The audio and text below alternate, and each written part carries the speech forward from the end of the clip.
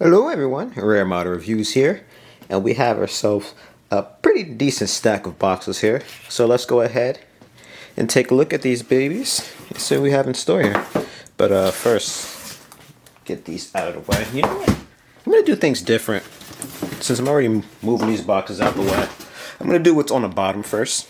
So I was going to save this one for last because it's arguably the most exciting, but to be honest, this is an older kit, so it's not that exciting. It's just effects P Bandai, so I like to think P Bandai stuff is more exciting, but moving on along here, not gonna go beat around the bush here. We have the Heavy Arms Custom Endless Waltz, or really it's just a Heavy Arms Endless Waltz, but anyhow, so of course, this came out way back in 2016, and this is something I actually wanted for a very long time, of course, with me being American. Gundam Wing is holy, and honestly, with it being the, 30th anniversary of Gundam Wing, I can't think of a better time than for me to get this thing to now. So, of course, we'll do a quick spin around the box. It's P Bandai, it's never anything special around the box. Just a typical monochromatic artwork. So, getting on into this thing here, you of course have the first plate here, which has the water slide decals and the famous aquamarine color scheme there. A little bit of grays for the back for the missiles and what have you. We have this sheet here with a very teal looking color here, reminiscent of what you see on the Rigazoo. This looks like the stuff is for the Gatling guns. Some clear P, well, a clear P is most likely for the eyes. Some more grays. I could see these are for the hands. More stuff for their armors, more sort of legs, looks like there. Got some gray parts here. This top piece, it kind of almost looks like a navy blue. Maybe it's kind of a bit more of a black, actually. Kind of looks a little bluish to me, though. Of course, some more inner frame there. This one looks more of like a navy blue, actually, more than anything. It's not the same kind of aquamarine-ish color at the arm. Most of the armor has some whites. Looks like some blacks there for the bottom of the feet. And then we have decent sheet of stickers here. Oh, one of them is for the little clown mask there. That's awesome. And then this thing has yellow cameras. And then, of course, green for the actual main camera. So we're going to go ahead, put that down there. Nice shot of the artwork there. In color, of course. Actually see that the yellow cameras I was literally just talking about as well. So there we go. This is a bit more out of the way. Let's go ahead and take a look at this menu. Very cool. So of course, we have a lot of things in here actually are English. This is 2016. I don't believe they started doing stuff in English 2016, so now I'm intrigued as to why so much of this is in English. I wonder if they reprinted the manuals. So, you of course have the parts manifest. This looks like it has 2 parts options. It is P Bandai, so obviously the original came first. So I'm sure there's some stuff in here that came from the original that they decided not to use. This thing looks like it's using polycaps. So polycaps that's different. They just use some of these universal type sheets.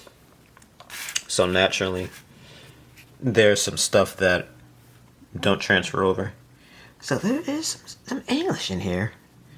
That is very interesting, because 2016, this thing shouldn't be translated to English much at all, but most of it looks like it's translated from Japanese to English and whatnot.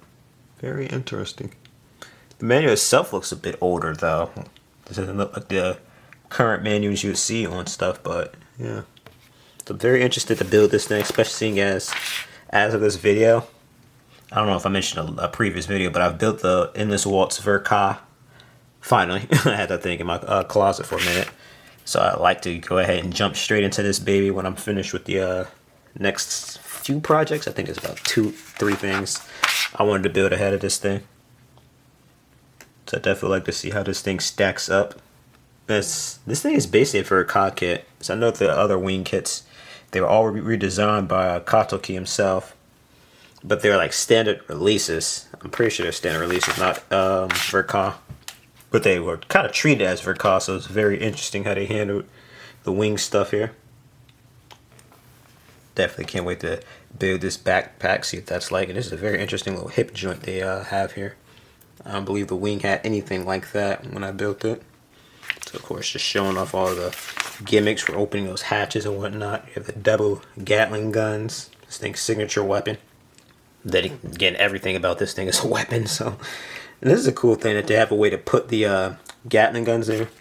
It's a shame that they didn't incorporate the Swiss Army knives. That's like the only thing I could think of as to why you'd want to put the Gatling guns on the back in order to have this thing actually be able to use the Swiss Army knives. That's the one thing I always hate about the In This Waltz stuff. The fact that they all got rid of at least one signature weapon from all the Gundams. This thing lost its Swiss Army knife. The Dev Site lost the Buster Shield, which is my favorite part about that suit. So, moving on over to what I was going to unbox first. We have from the USA Gundam store. So they do these things a lot different than they used to. This is just a little thank you card from them. And of course, that's the person who packaged this for me. So that's going to be Chris. So shout out to Chris. Thanks, buddy. We have Zoids here. Get what is that? A Jaeger, if I'm not mistaken. This is I think this is like the Thor Atlas, something like this. One of those Chinese gun models, basically. You have Axel there from Mega Man X. I don't know what this is. Probably another one of those bootleg Gundam things. And this is who is it? Miku? I keep hearing stuff about this, but I don't know the series itself. So, anywho, very cool. So let's go ahead and get into what we have unboxing here, and that is going to be the Real Great Axiom. So this is probably a weird one for me to have gotten out of the blue, but I'm going to spoil it right now.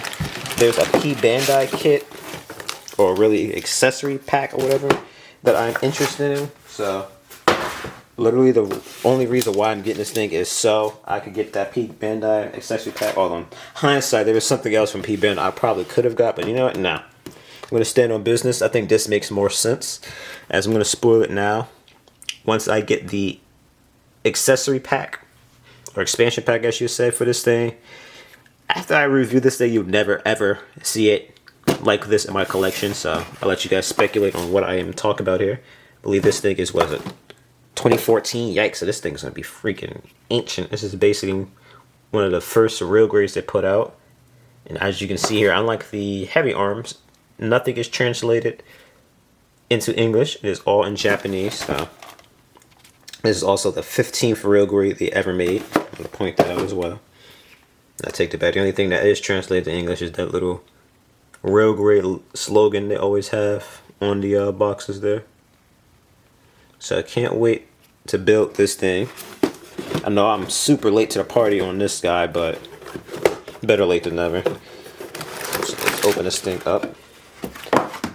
So this is actually another thing I'm probably going to put up to the top of my list along with the heavy arms. I'm going to build one of these two very soon. So we have this nice sheet here. This is a C. Looks like that's the beam saber, or I'm sorry, the GN sabers. All those clear green parts there. Nice shade of blue and red, as well as some yellow. So I just love real gray, especially the original ones here, as this is where I feel like they really made it feel like a real grid, the different shades of colors and whatnot. Oh, and that's awesome. I thought it had some silver, wasn't sure. So they have silver parts here for the weapons, which unlike the Master Grade, just used white. We have some grays here, so again, that's what I'm talking about. This is going to make things pop a little bit more. Breaks up the monotony. Then we have, just like most real grades here, we have some of those stickers and whatnot that you put around it, as sticker decals.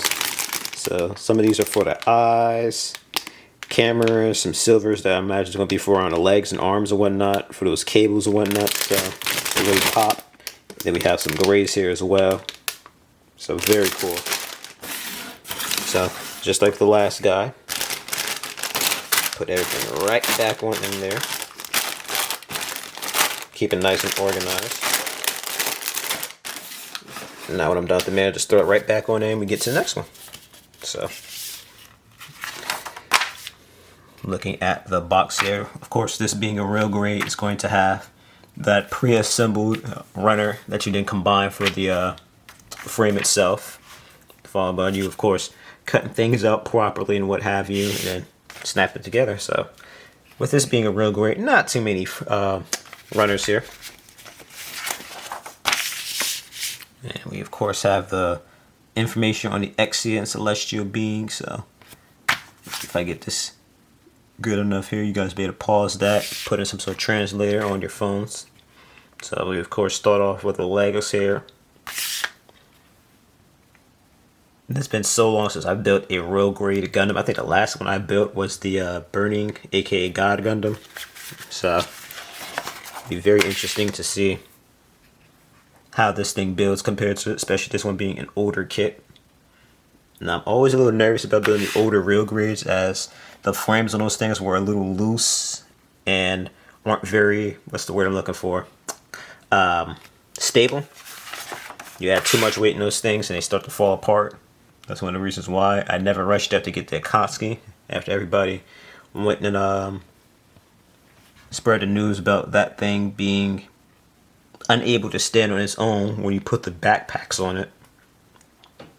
Now I know for that one they at least gave it a action base with it, so that helps, but ideally you still wouldn't want something to not be able to stand it, not because, you know, it's too back heavy, but because the legs literally can't support it. But I doubt this thing I have that issue. It would just be the fact that most of these real grades, the earlier ones, just get super loose, if not a little hand grenadey. So hopefully at least the hand grenade thing isn't going to be a problem. I could care less about it being a little loose. There's ways to deal with loose kits, but hand grenade stuff, that's a lot trickier to deal with. So of course this thing has all 7 of the swords for the Exia. I mean, it is called a 7-sword Exia for a reason though, or is that a completely different Exia? I'm counting 7 swords, so I'm going to assume it keeps its namesake. So this thing appears to have separating hands. I imagine it's still going to have the normal fully articulated hand, but obviously you probably want to go with the standard holding hands or whatever that comes with this thing. And so this thing has a way for you to take the G and drive in and out, and I think that's for you to put it on like a little base for it. I don't think it has the cartridge, whatever those things are called, the little batteries, the GM batteries, I think they're called. It's been a minute since I watched the Double O. So I'll be sure to use this as an excuse to rewatch Double O when I'm building this thing, so I know the proper terminology. I'm just gonna go ahead and package this thing on up. Throw it over here with this guy. And we have 2 more to go before we can wrap it up with this video. So let's see if I can finish these last 2. Well, 2 minutes. So this is going to, 2 minutes, geez, 8 minutes. 2 minutes would be nice now, wouldn't it? So this is going to be the Biolant, the original Biolant, and this is all the way back in 2018. There's just so many kits that it's like I've been waiting for, yet somehow I didn't get immediately. Like I was waiting on this Biolant for a minute because the Biolant is like my favorite Titan suit, but I was sort of kind of out of Gunpla at this point, so it's like I was watching, keeping up to date, even watching some reviews, but I wasn't buying. So yeah, very dark time for me when it comes to modeling. So this thing has some stuff translated. So maybe it was 2016 or something around that area when they started translating. So I swear it was 2020, but I don't know. So of course this thing is supposed to be very articulate, despite this thing's very strange design it has. And that's darn, it doesn't. I thought it had an action base, but I got excited. That's one of the things that drew me to the Bioland, just this funky, wonky design. I like immediately fell in love with this thing when I seen it, and they are evil for this. They are showing the moment when Jarrett killed Opoly. Oh my gosh. Shame on you, Bandai. That was one of the saddest parts of the show, because Opoly was so cool. He was like the uncle of the crew. And he like sacrificed himself for Fa. It was just like a dare in headlights when Jarrett showed up. But moving on, see if I can get this thing out of the box here with one hand, which is always tricky. Some of these things are really on here. There we go.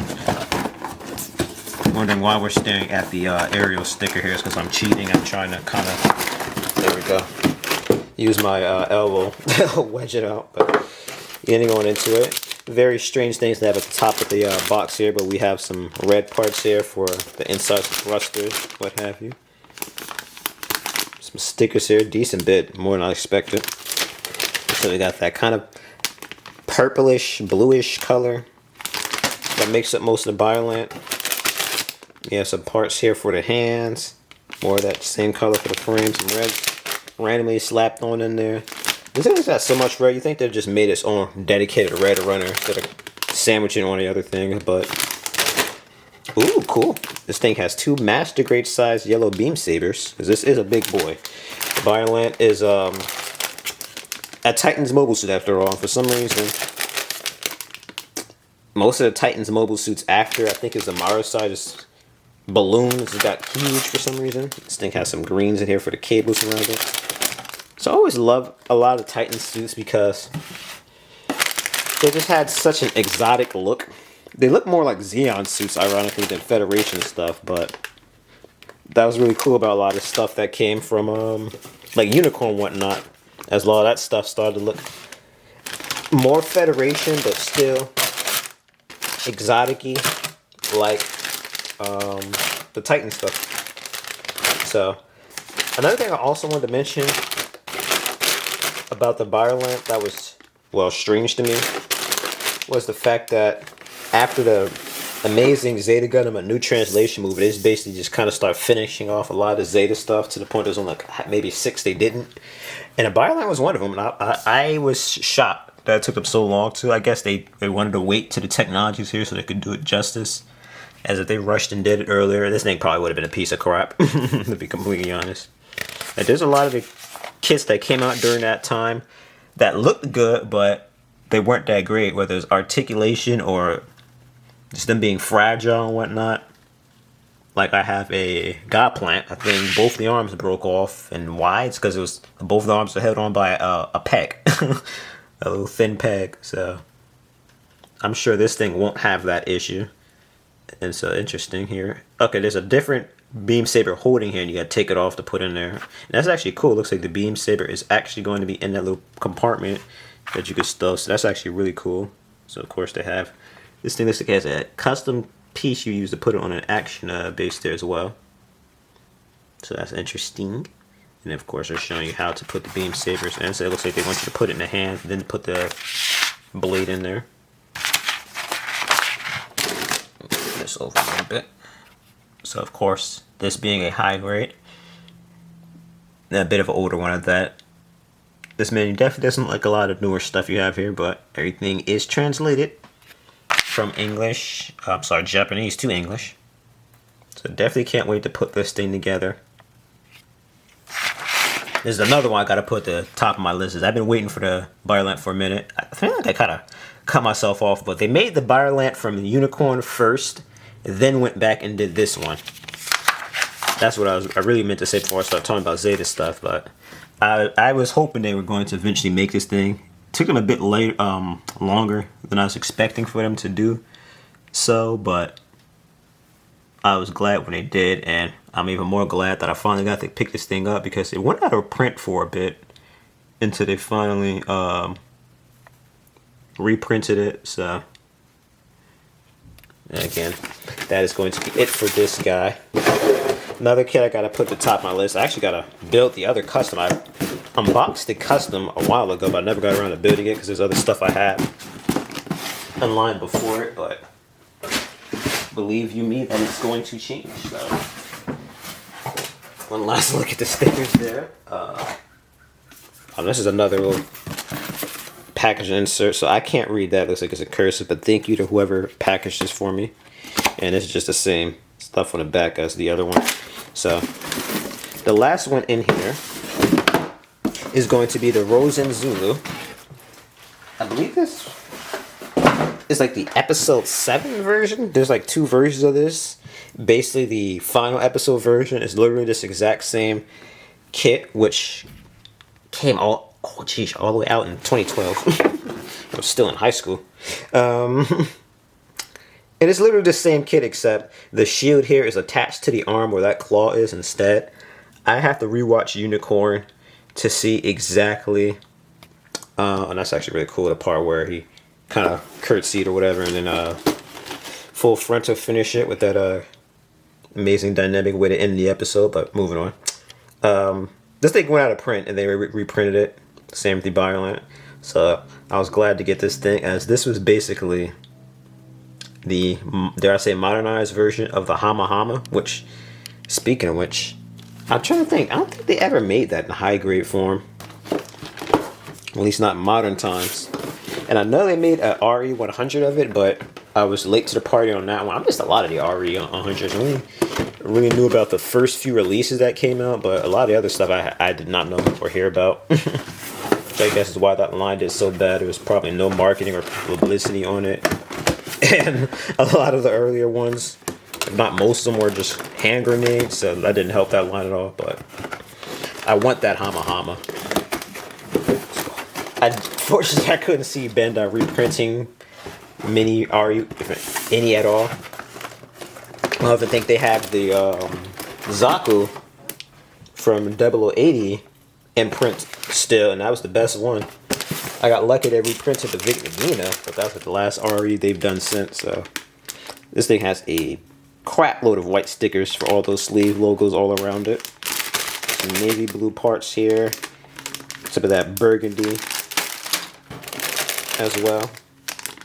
So okay, it's on the bottom. I was about to say I see a distinct lack of purple. You could call that purple. It looked more like a magenta actually.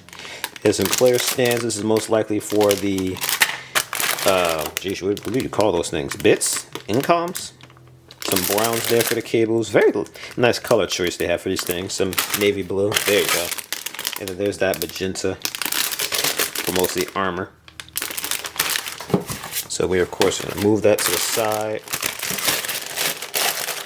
Throw this stuff back in. And now we can go unbox our final suit here. So, and this thing is big too. Again, a lot of the later UC stuff were just massive for no reason at all. I love this thing's model number Yams. So, of course, pause that real quick if you want to go and see what this thing is talking about. This thing has the rose bit looking funnels there. Very cool suit. Quasi new type. And they have Angelo's Garazula as well. And then the, of course, Zetas. Not the Zetas, what it was called? The Rizels. What is it? The C's that this thing took out when it first appeared.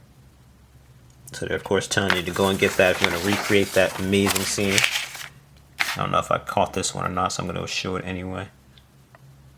So very cool. This and Hama Hama are always very interesting suits. They're sort of kind of like the next evolution of the Zeong. So of course this thing is even older than the Biolant, so the construction is going to be even more convoluted than that one was. All of the high grade line was never very hard to build, even when it first started out. It's always simple. It's just more so the technology improved rather than it being things being more complicated and harder to build. So I say just about every single one of these things, but even if you're just starting out with Gunpla, high grade is usually the way to go, as nothing's really too complicated or hard to build. Even when I first started, I didn't really struggle building anything. It's just I learned to slow it down and take a good look at a lot of stuff, because there are a lot of accents I made. A lot of my earlier stuff that could have been avoided. A little more TLC. But that is going to be it for this thing here. Another day, another unboxing. Now I'm not gonna lie, I meant to do this one a lot sooner, but April's been crazy for me. So I really start switching up a lot of stuff. I ended up pairing up with these things. I was originally gonna just unbox these two. Then I was going to add the heavy arms to the fray, and then I ended up getting the Exia, so now I added that to the fray, and voila, we now have ourselves a 25-minute unboxing. So as always, I thank you guys all so much for watching. If you like this video, you know exactly what to do, and stay tuned for more unboxings, reviews, and videos just like this. Take care, everyone.